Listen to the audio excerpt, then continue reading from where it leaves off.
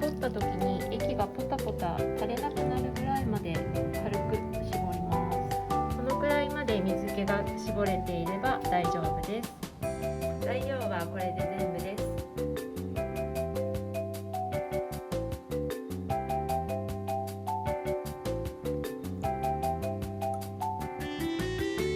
漬け汁を入れることでふっくらとした仕上がりになります。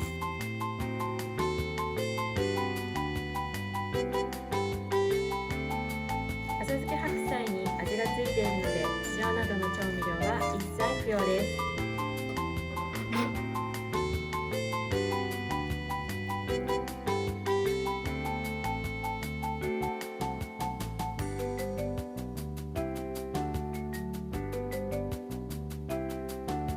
火をつける前に餃子を並べます。火をつけます。皮が白くなってきたらお水を入れます。いいですね。これで水を入れます。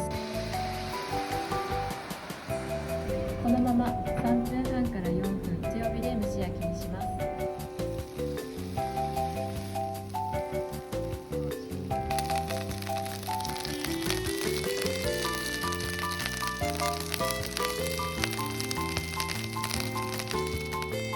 その代わりに漬け汁を使うことで柔らかな酸味になるのでおすすめです。